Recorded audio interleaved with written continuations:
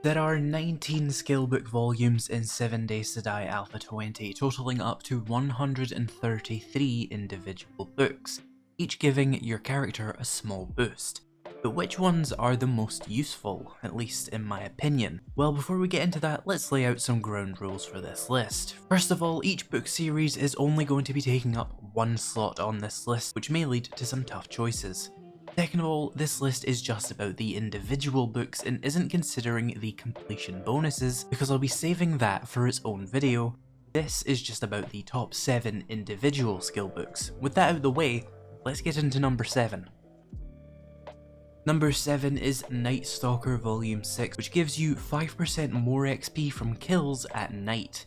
This was an obvious pick for one of the better books in the game for me, because there's only a couple of ways to increase the amount of XP you get in the game, along with nerdy glasses and the learning elixir. And this one will give you more XP on those very lucrative horde nights. It's a small boost, but if you do get it early on, that extra XP at night, especially with horde nights being taken into account, will net you a few extra levels over your playthrough. But I can't really give it a higher spot on this list, because on most playthroughs horde nights are only every 7 days, and it's only 15 minutes of that day, so it's not a boost that you're going to benefit from a lot. But over the course of a playthrough, it will get you some extra levels, and you should never turn your nose up to some free XP. Speaking of boosts nobody says no to, number 6 is a must-have for almost anyone. Magnum Enforcer Volume 4. This one is very simple. Holding a 44 weapon will give you a 5% discount at the trader. A discount is always good, whether it's mid-game and you're trying to buy your 4x4 and you need to get that price down, or if you've decided you need 28 crucibles.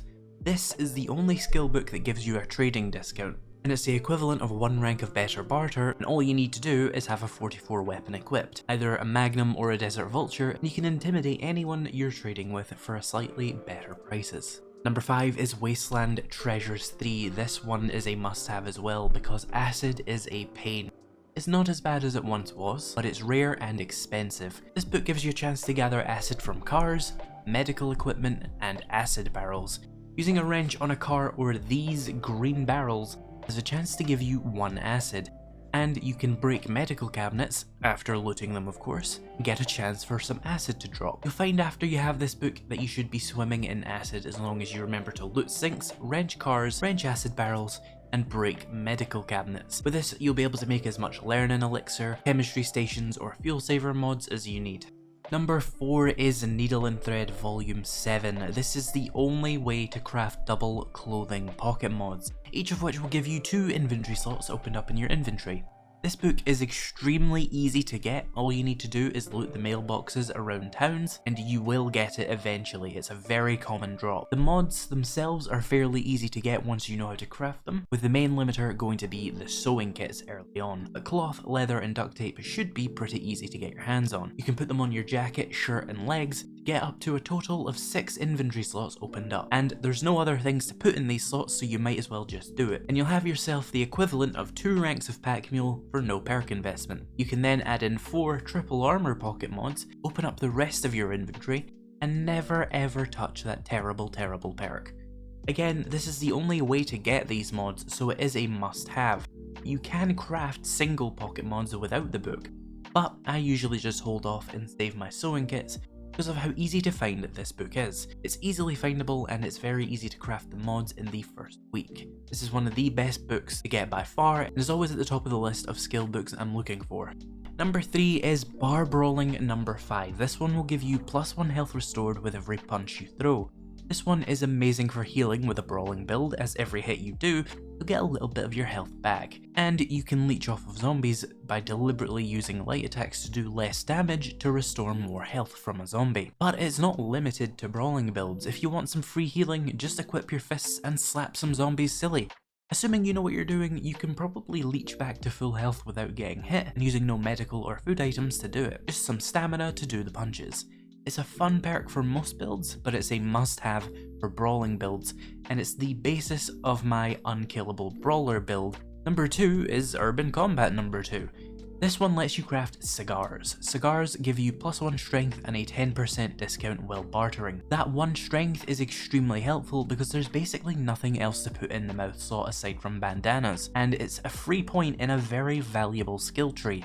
Basically, everyone's going to need some strength at some point, and this can save you up to 3 skill points at the higher end of strength, and it gives you a 10% discount, which is the equivalent of 2 ranks of better barter. Now, you can get cigars without the books, but looting them is almost impossible, only spawning in a couple of clothing containers a very small amount of the time. In fact, back during the Totally Not Prepared stream series, where we had trader inventories turned off, I spent actual in-game months of 120-minute days deliberately just trying to find a cigar in loot, and I never did, despite it being technically possible. Your best bet of finding one without the book is going to be Trader Jen. She has a bonus chance to spawn them in her inventory, because the trader inventories classify the cigar as a medical item, and Trader Jen specializes in medical items. But this book will give you the recipe for it, allowing you to make your own and become a millionaire by selling them all to your friends.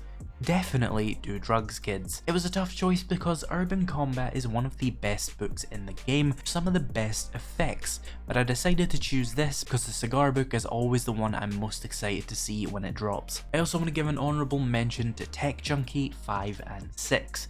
5 will let you craft stun repulsors, which will make your stun baton stun ragdoll enemies, and 6 will give you a 50% chance to charge the stun baton on your power attacks, meaning together you can do more stuns and your stuns will be more devastating. Not really top 7 material because for most people they definitely don't use stun batons anyway, but it is worth a mention for how necessary they are to make stun batons actually work.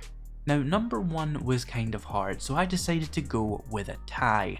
I couldn't decide which of the Art of Mining books I thought was most valuable, so it's between number 3 and number 5. Number 3 will let you gather 10% more ore when buzzed from coffee.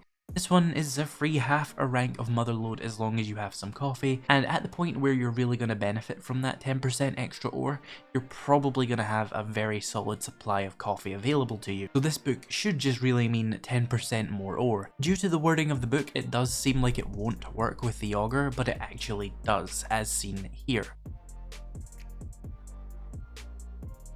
Now, with how important ores are, having 10% more of them is never something you should ignore. And the second book I decided to put in this slot was number 5. This one lets you craft wood, stone, iron, lead, nitrate, coal, and oil shale into stacks. This is more than just a convenience to save you storage space and trips back and forth to your base. Crafting the stacks gives you XP. Now, each time you do this with a resource, you get less XP from crafting that particular resource. But if you started at level 1 with a stack of all the materials I just mentioned, you can do this process of crafting a stack, opening a stack, and then crafting the stack again, and do it for about 10 to 15 minutes. You'll comfortably get 20 levels very easily. It's one of the fastest ways to get XP in the game. I normally do it at about level 20, and it gives me a good boost of about 4 or 5 levels, pretty much completely for free, just repeatedly opening and crafting the stacks. But it does eventually stop being worth time with the reduced XP. This book can give you your free levels instantly if you just happen to have a stack of all those materials, which isn't hard to get if you don't have it already. The only one that may be a problem is finding oil shale, which only spawns in the desert, which you may not have found yet. By the way, the XP from this crafting process is not a bug, it is a deliberate feature the devs put in the game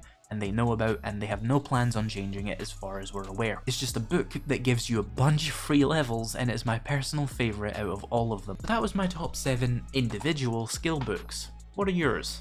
Let me know down in the comments. If you like this list, you may like my 7 underused items in 7 Days to Die video, which you can check out here. Thank you to my channel members and patrons for making this video possible, and thank you so much for watching, and I'll see you in the next video.